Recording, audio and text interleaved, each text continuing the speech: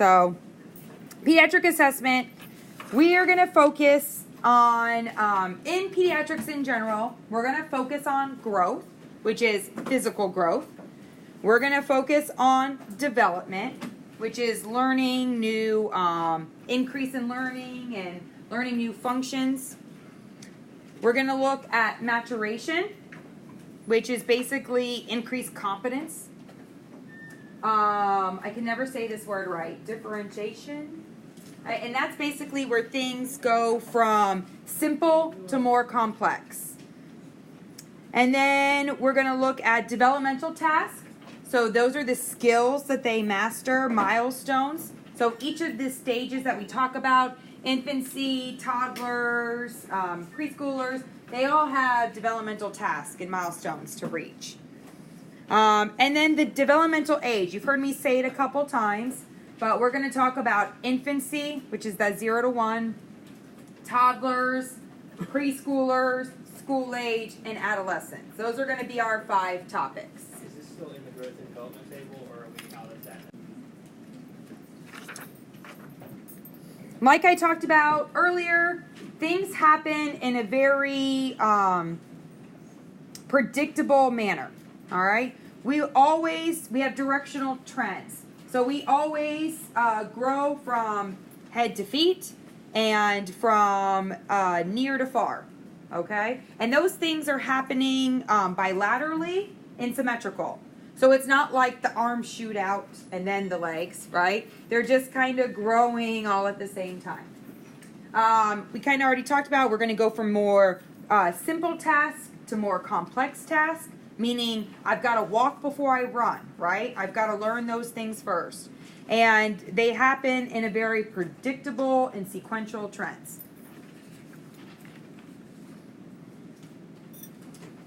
And a lot of times that developmental pace is very fixed, but the rate of it can vary a little bit. So just like I need to learn how to crawl before I walk, some kids learn to crawl at 6 months and walk at a year, and some kids learn to crawl at 6 months and walk at 7. So they're going to be in order, but the rate or the pace at which they gain that can vary between child. It's when they don't develop a skill, and we've kind of gotten past that time frame, that shoots off the red flag in our head to be like, oh, we got to follow up on that.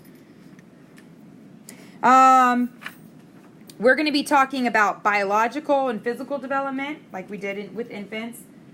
Physiological changes, and physiological is what's happening with their kidneys, their organs, those type of things. And then also, a lot of it's going to depend on temperament. So the temperament of a kid is basically the manner in which they think, behave, and react to things. And you've probably all seen those kids that they're easy child or difficult child or slow to warm child. And that really does influence them. My daughter is very slow to warm. If she don't know you, she's not talking to you. She is... when I had my daughter, I used to think, well, if everyone parented like me, the world would be perfect. Because obviously I'm the best parent in the world, because look at my perfect child. And then I had my son, and I said, dear Lord Jesus, I'm sorry. I understand that it's not me, because he was just a whole different temperament of a kid. My daughter looks on the bright side type of kid, and my son is a glass half empty kind of kid. So, and it's just a different temperament. So that is going to influence how their development is. We've already talked about the theorist, and that it's important for you to understand which theorists, what they focus on. That Freud is sexual. That Erikson is all about the social aspect. That Piaget is all about cognitive. The other one that we're going to add, and it becomes more important, more like in the school age and adolescent, not so much obviously in infancy, is Kohlberg, and he focuses on moral development. Infants, preschoolers, toddlers really don't have a lot of moral development yet. All right? We're not going to focus on Fowler, so you can cross that out. Again, like I said, they develop their sense of a self-concept. They are developed, and that's based on their body image and their self-esteem. So their body image is their attitude towards their body. and their self-esteem is basically the value they put on themselves. And together, that body image and their self-esteem is going to determine their self-concept. Basically, how do I describe myself? And it starts all the way from infancy. Play. Again, like I said, play, play, play. It is the work of a child. So this is how they learn about the world around them. And it's going to vary depending on what stage they are in. And they have very many different types of play. All right? They have social play, where they actually have relationships, sense pleasure play, things that, like, I shake a rattle and I hear it. I touch sand. It's therapeutic to be like, sit there and mold Play-Doh or something like that. Skill play is something like learning how to ride a bike or do a cartwheel. Unoccupied play, that's just as important. Letting them daydream or just walk around and kind of think about things. That's also part of that. Dramatic pretend play is like the little kid right here dressed up, or they're being a princess. I can remember my son used to act out like full Avenger scenes in the shower for like 40 minutes. I'd hear like, I am Iron Man, no, Hulk. And I'd be like, what is going on in there? But that was his play. He loved to act that out. So it's really important. And then they also have games. I think it got cut off here, but it's on your PowerPoints. Things like puzzles, video games, all of that. It's all part of their play. And they do a combination of it. And there's some points in their life where some of this play is more important than others. But it is all important to their growth and development. And there's different types of play. And as we progress through the stages, we're going to see different types. So what did we say infants did? They're onlookers, right? Solitary play. All right? Then we kind of move on and we start having parallel play. So that means I have child A and child B, and they're both playing, and they're playing next to each other, but neither one of them could care less what the other one is doing. Then I move on to more associative play. So now me and my friend, we're playing blocks, but I'm building a ship and he's building a tower. And so we're both playing blocks, and I'm going to take your block to build my ship, and you're going to take my block to build my tower. But we don't have a common goal. We're not working together. We're playing, but not with the same, end game in mind. And then there's cooperative play, where that same two children, a couple years later, playing with blocks, but they're actually building something together. Oh, here, use this piece to do that. Or when we think of it like, playing a basketball game or playing a puzzle together. And so they progress through this.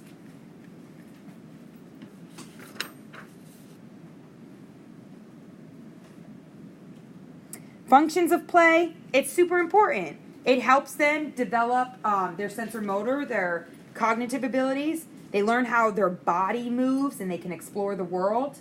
It's intellectual development. So they can distinguish between fantasy, reality.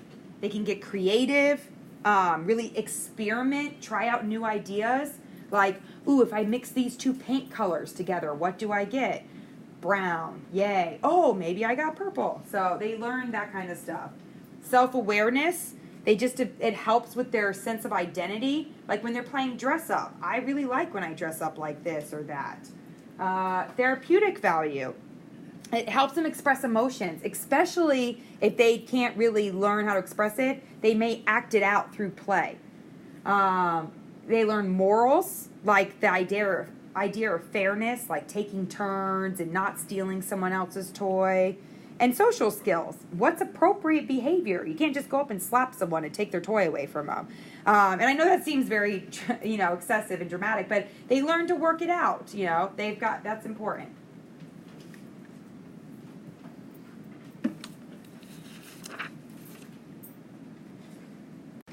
So, factors that influence development, hereditary. If you look at someone and their parents are both 5 foot, the kid's never going to be 6 foot.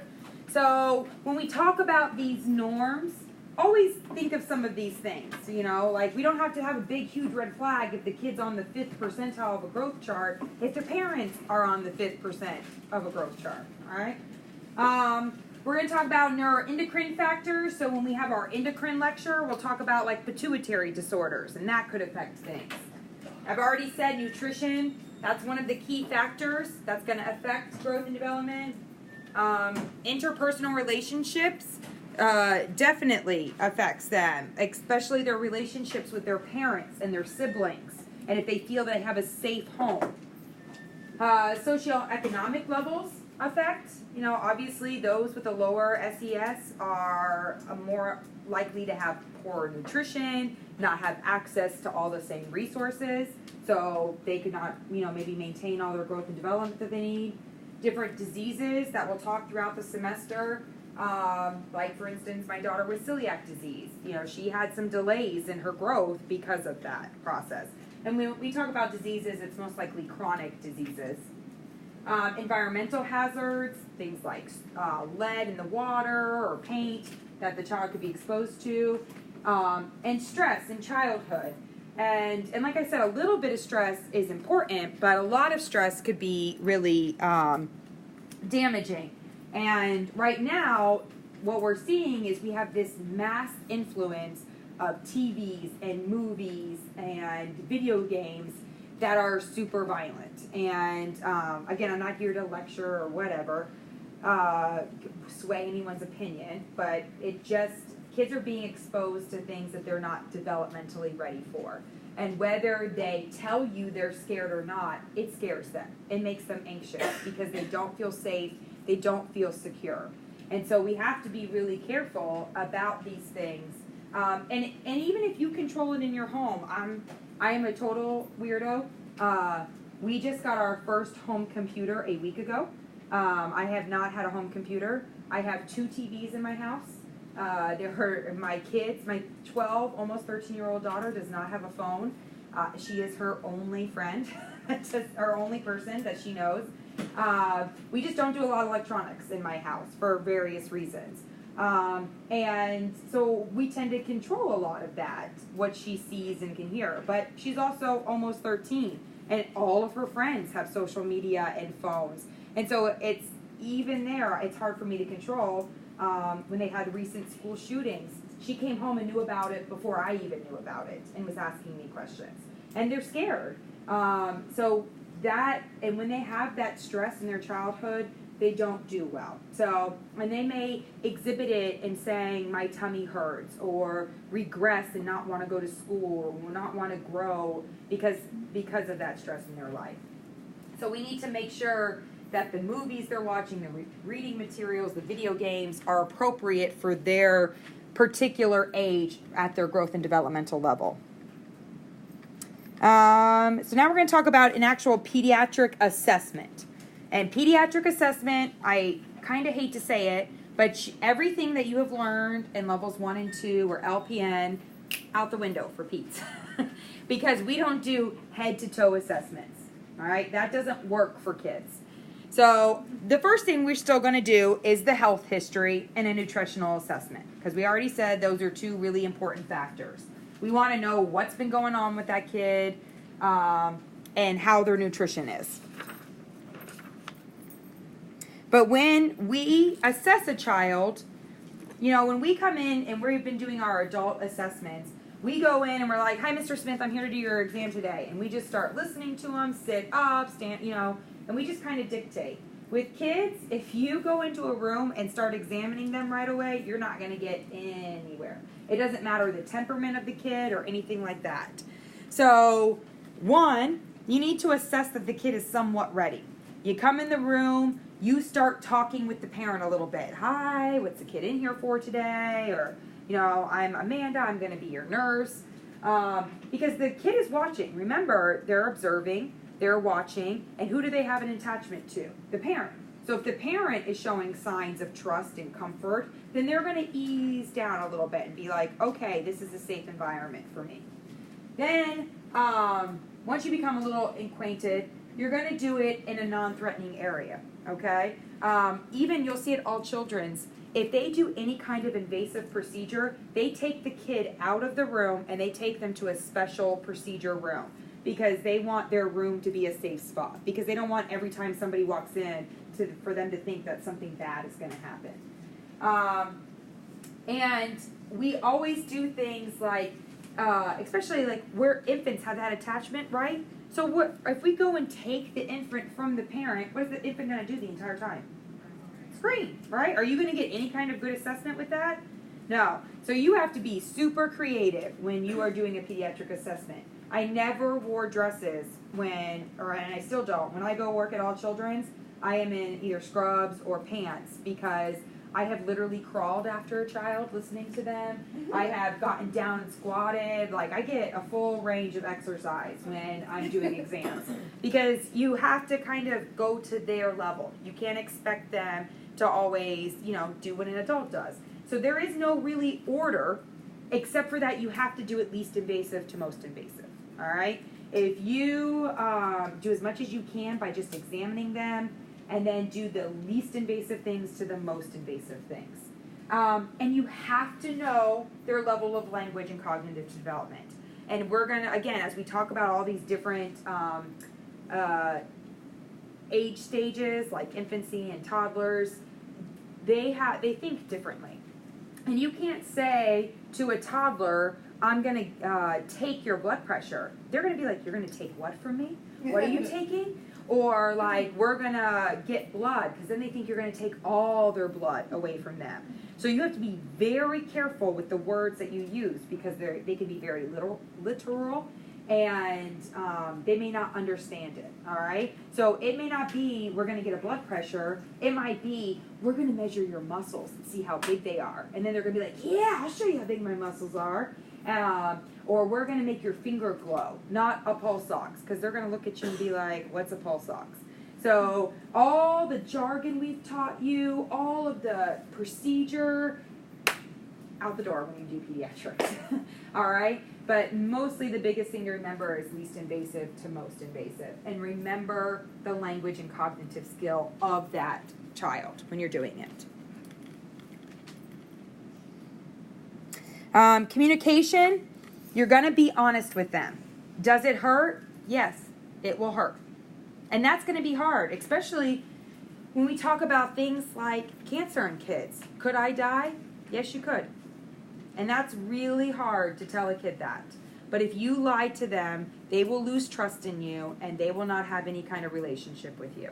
So we don't need to give them too much facts, but we don't lie to them either. We don't tell them that everything's going to be okay when it may not, all right? Because it's not a good way to communicate. It's not therapeutic with adults, period. But with children, you lose their trust. And if you tell them it's not going to hurt and it hurts, they're never going to let you come in that room again and do anything to them because they're not going to believe you. So you have to be honest. Now, you're not going to say, oh, God, this is going to suck real bad. But you're going to say, it's going to be a little uncomfortable, but it's only going to last a couple of seconds, and Mommy is going to stay with you the whole time and hold you, all right? You offer choices, all right? You don't ask a child, can I take your blood pressure?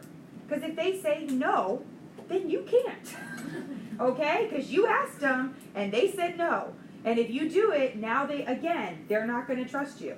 So you ask them, do you want me to squeeze your muscle in your right arm or your left arm? But make them feel a little empowered and give them a choice.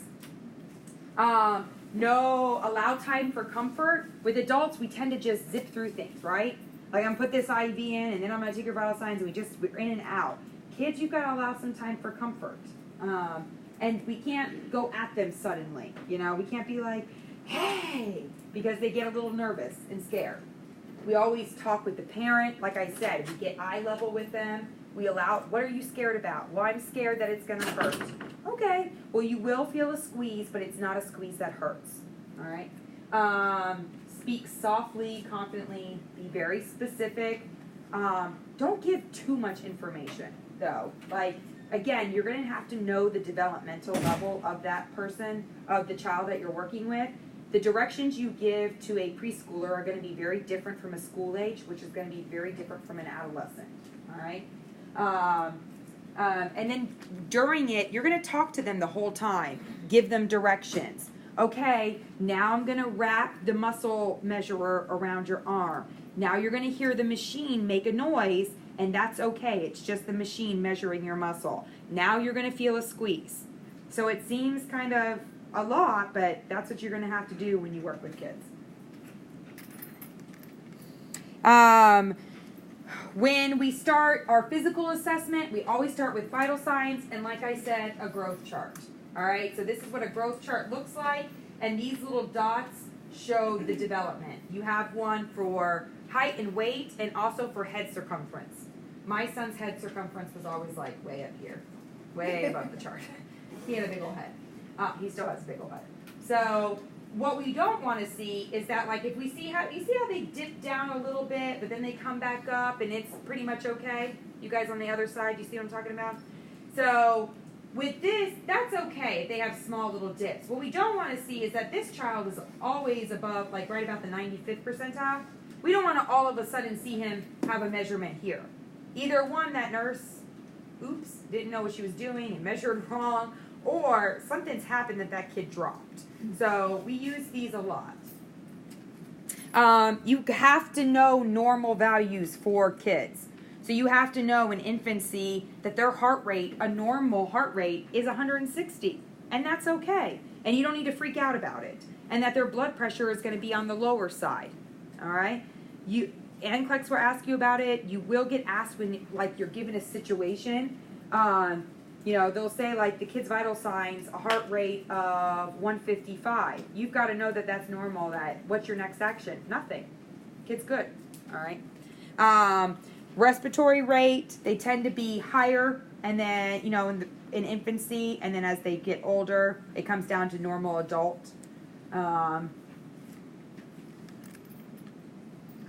Scan them, you can, I think you guys this is kind of repetitive, but I'm going to go over the big differences with kids. Basically, you're just looking at the general appearance, and the big thing with kids is there any kind of lesions, right? So kids have birthmarks, and a lot of kids are born with birthmarks that they outgrow. So one of the big ones is like Mongolian spots, and people mistake them for bruising. So we're going to look at it, basically their general appearance. Turgor, skin turgor, the best place to get skin turgor for an infant is their belly. Their nice, squishy, yummy belly. Their head and neck. Again, the biggest thing with their head is going to be their fontanelles, but we're also going to look at their eyes, their ears, their nose, their mucous membranes. Do they have good head control? If I talk or snap, do they turn their head towards me? Those type of things. Chest, we're listening to the heart and lungs. And again, we're going to inspect first, listen before we do anything else. So it says inspect, palpate, auscultate. It would be inspect, auscultate. Okay.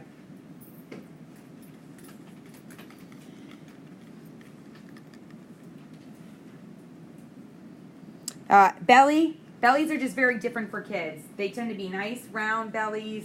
They tend to be belly breathers. So you're going to see their respirations in their bellies. You might see umbilical hernias, very common. My daughter had a big old umbilical hernia. She loved to, like, take that thing and, like, squeeze it and pull it out and play with it.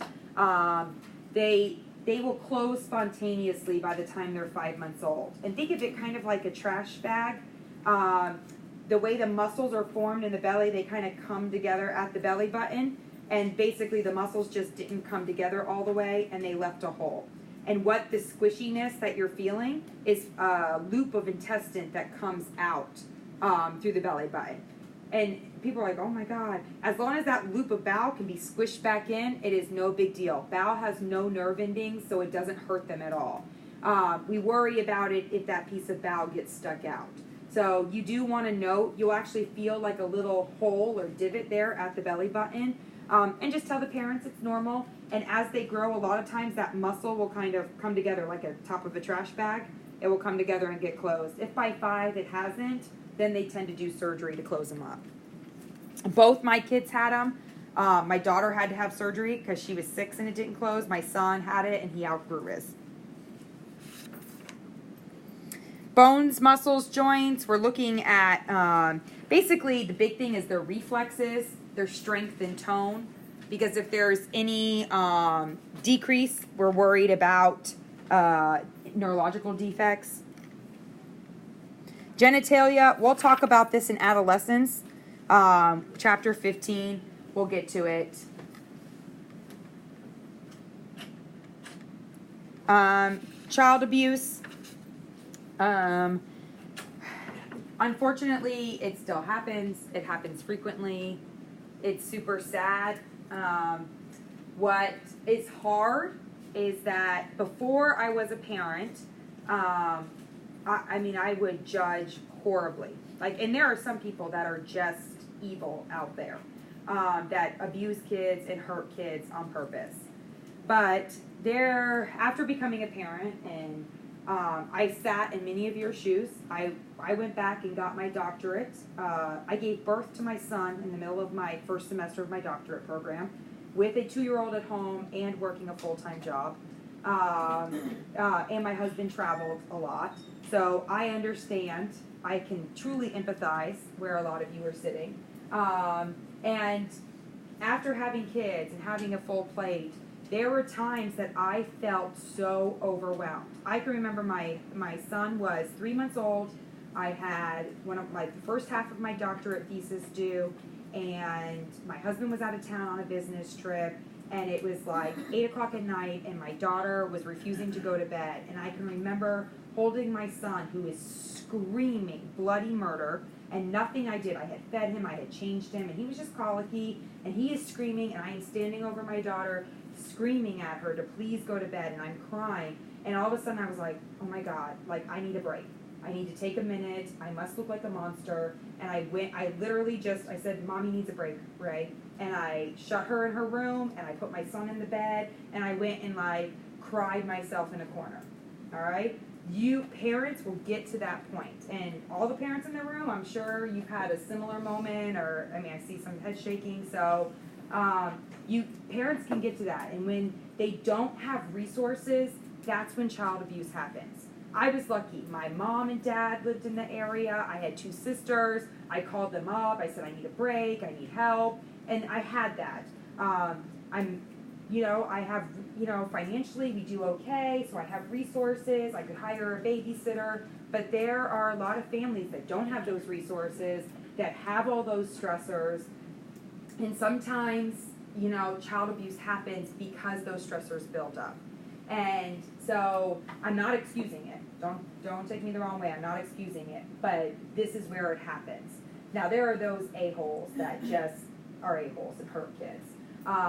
But it's one of the big reasons we want to make sure that we are giving families, and we've got a family assessment that we talk about.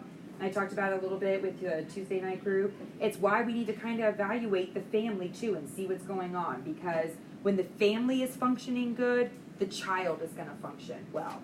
And so we need to be looking out for things that could be considered child abuse. There's going to be the big obvious things like cigarette burns and big black eyes and scald burns. Like where you purposely, like if a child burns himself with hot water, it's typically splashed on them if it's an accident. But if a child has perfect linear lines, then they probably were held. So those are going to be obvious ones. Your job, again, is to protect the child and to report anything that you feel suspicious, okay? So if anything sounds funny, and it's always matching the story, again, and this is why it's so important to know growth and development. If the story they tell you does not fit the developmental age of the child, it should be a red flag to you.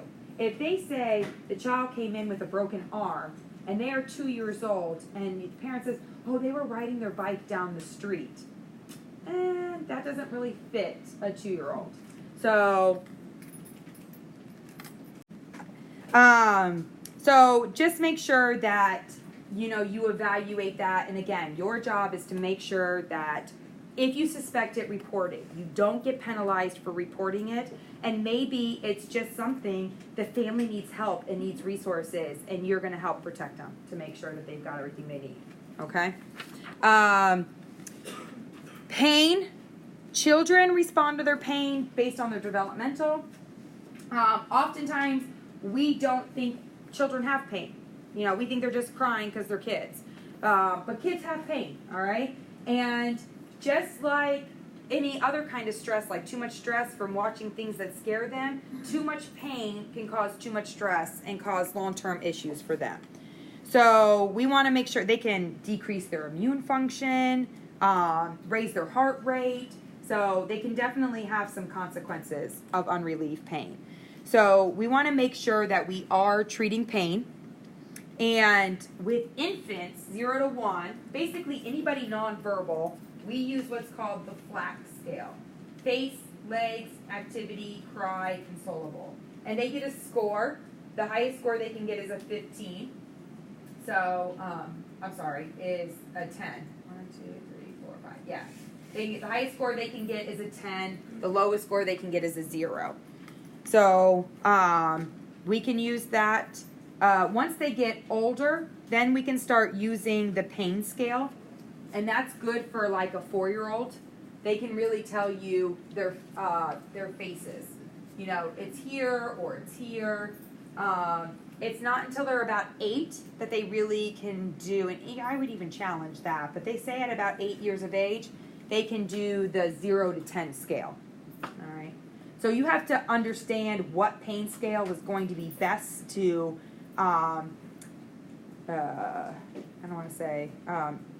figure out where your child is so that you can treat them appropriately.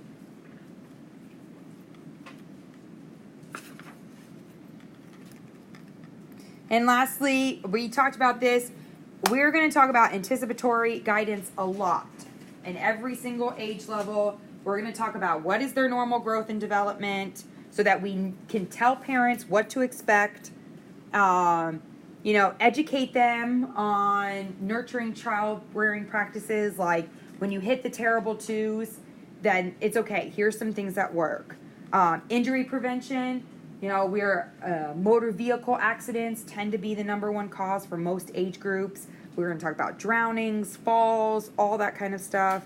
And again, like looking at injuries and matching their developmental level. We're going to talk about nutrition, because again, nutrition is one of the biggest impacts of growth and development. And we're going to talk about immunizations. And this I will get soapboxy about. If you don't believe in them, that's fine, but immunizations are so important. And I work at All Children's, and I am seeing children come in and die from diseases we had eradicated. It is so sad. They have been well studied. They protect children. There is herd immunity too for those with immunocompromised systems, like those with cancer or HIV that can't get immunizations. And it is so important. It really protects the child. A child should not die because they have measles or chickenpox. All right, we can totally prevent it. And again, there is not one study to show that there's anything wrong with them, but there are plenty to show the benefits of them. And I think it's important to talk to your children and educate them. My 12-year-old daughter, we just went and did her well child check, and they went in and they were like, "Do you want us to order the HPV?" And I was like, "Uh-huh." And they were like, "Okay, do you want us to tell her what it's for?" And my daughter goes, "It's a sexually transmitted disease, and it's fine." Because we've talked about it. We have an open communication. She knew exactly what it was for, and that it's to protect her for later in life, and it doesn't give her permission to do anything, but that, we want her to be safe in the future. So immunizations are incredibly important, and I'll get off that soapbox now. So that is pretty much it. Thank God, because I have 1% left for the pediatric assessment. Any questions?